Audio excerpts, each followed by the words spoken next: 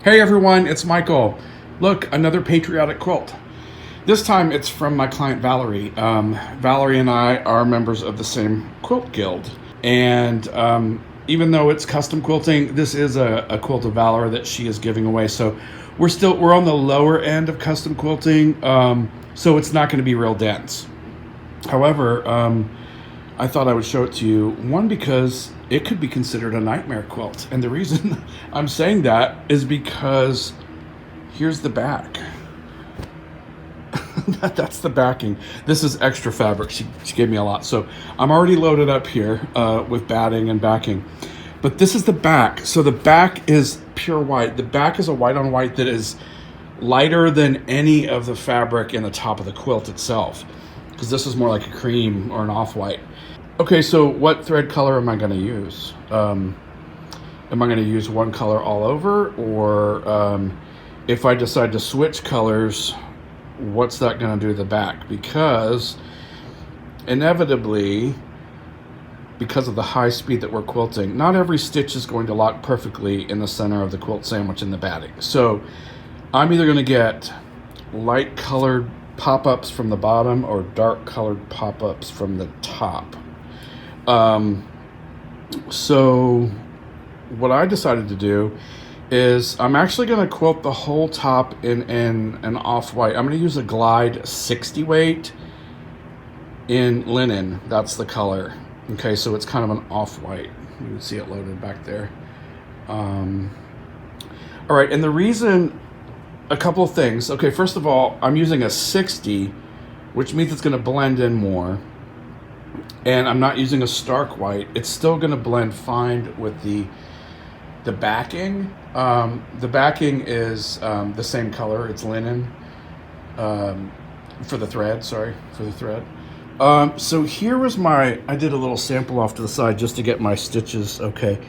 And see, that is not a stark difference. It sinks down and blends. This is a completely different color scrap, but I noticed, I thought, okay, I think I can live with that. So the texture that I'm going to get on the quilt is going to be more, predominant than the actual stitches themselves, I hope. All right, so that's the plan. If I decide that I don't like it and I switch in the middle of the quilting process, you'll be the first to know. But I'm going with the all over 60 weight linen color. Before I get into the stitching, let me go ahead and tell you what I'm using today so I can answer some questions ahead of time that will come up. I do quilt on a 22-inch Nova. It's all hand-guided custom quilting. Let's see, I have my DIY side leaders put on. That is a video that I will link in the description box below. And it's based off of Sharon Chambers' videos. And that's inserted into my video, actually.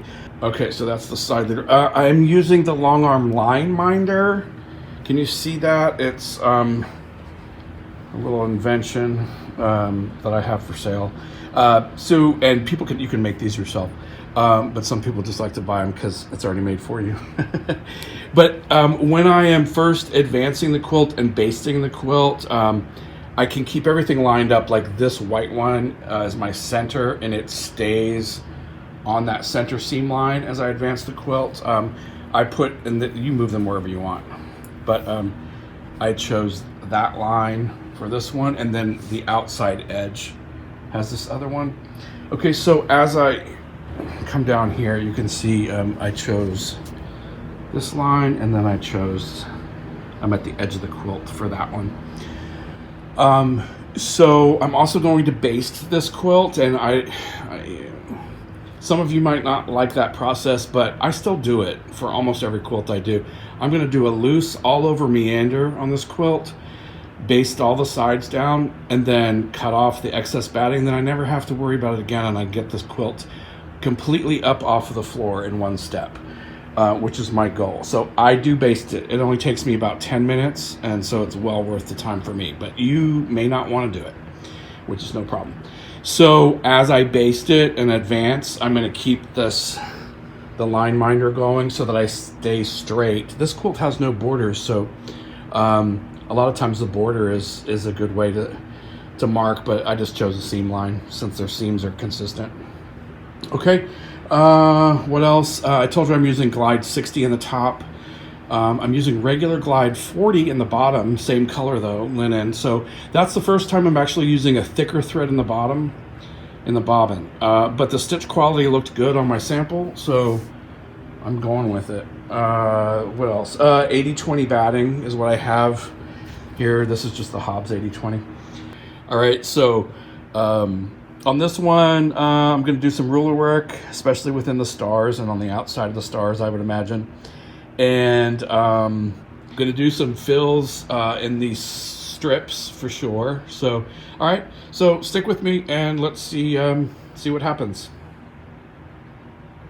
Okay, on my stars, I'm starting on the left-hand side in the middle, and the first thing I'm going to do is stitch in the ditch. So just going all the way around the outside.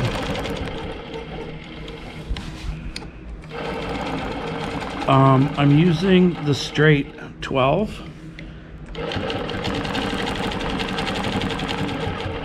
And I'm trying to just stay on the inside of this star, even though I'm going to be quilting the dark area with this same color thread, you know, in other designs, but still. Anyway, just trying to stay on the inside for the stitch in the ditch.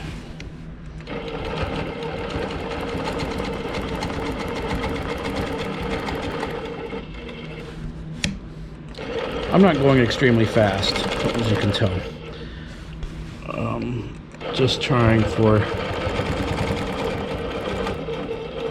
a little bit of accuracy since I'm filming.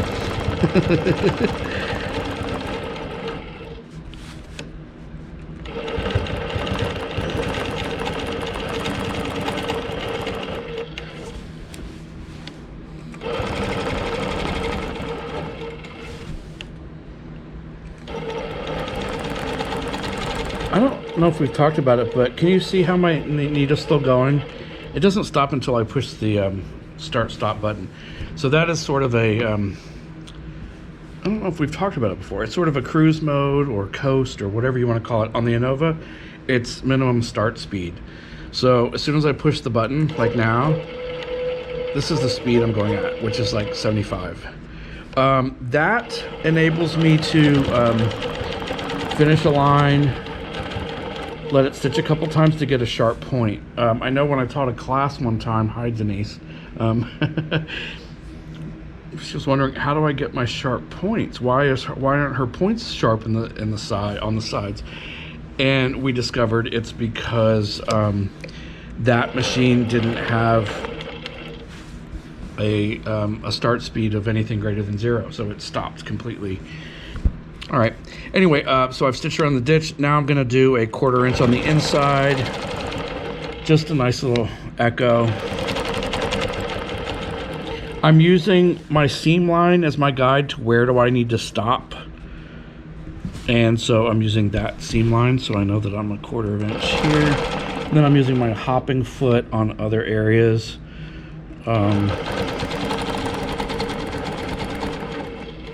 Same thing, I'm shooting until I get down here and that I can tell that I'm going to be in line with this line here. So I may have overshot just a little bit on that one.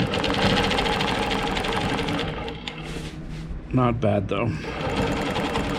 Yeah, some people have asked, you know, if I don't do this and make it perfect, there are times when you just quilt and you're kind of eyeing the 1/2 inch and you're hoping that this back part of the hopping foot will be along that seam line. Then stop when the hopping foot gets to this seam or to the stitch line.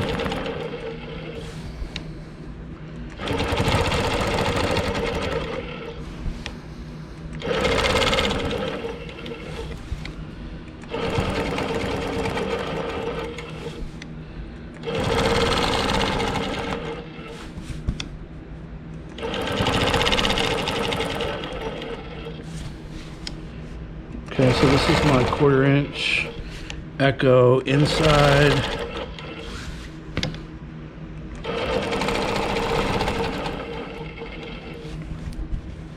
Now, once I get to here, let's go ahead and pretend like this line is connected there. Once I get to this point, I'm gonna create just a little square in here, just a little something extra. So I'm gonna connect. See, I'm connecting there to that point. I'm gonna connect to the next point. Connect to the next point. And come back. And connect. A few locking stitches.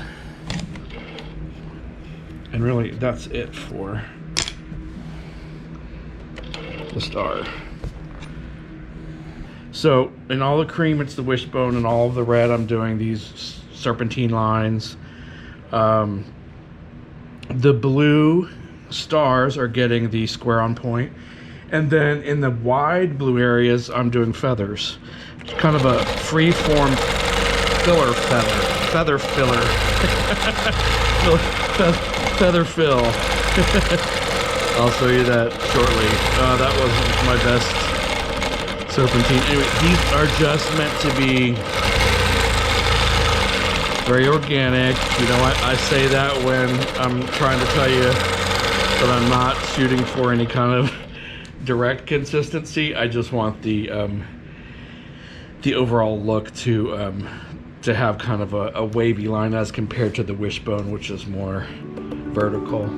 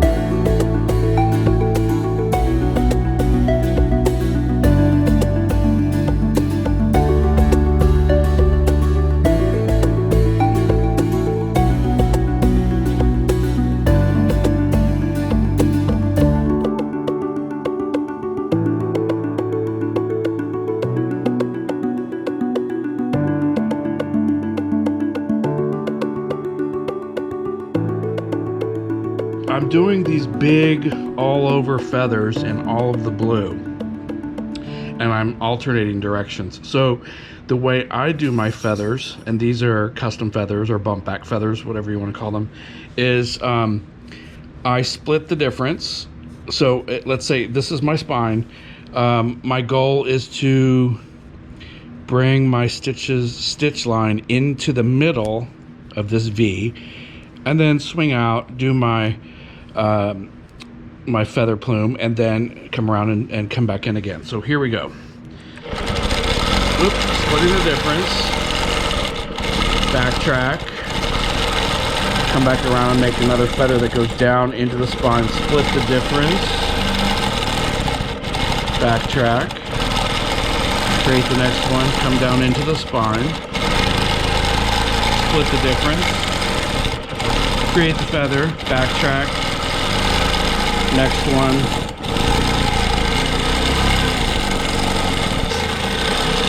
I think it's much harder to do these big gigantic feathers.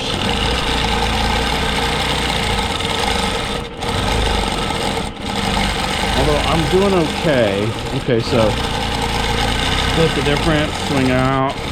Now I'm gonna do a real swing out there on that one. Come back into the spine. Really far travel. I'm really just trying to fill in the space as best I can. Just the blue. These are going to be little baby ones on this side of it.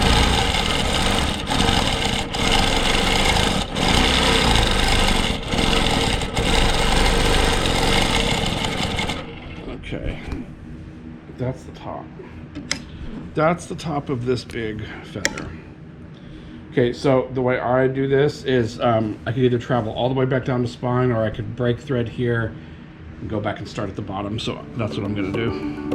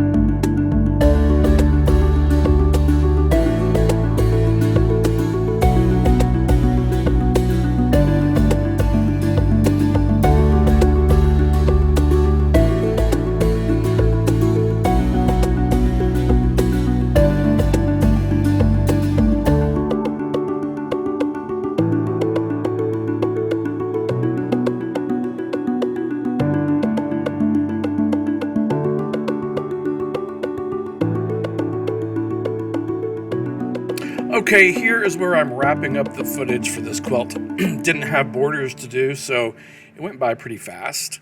And here you can see the finished quilt draped over my frame.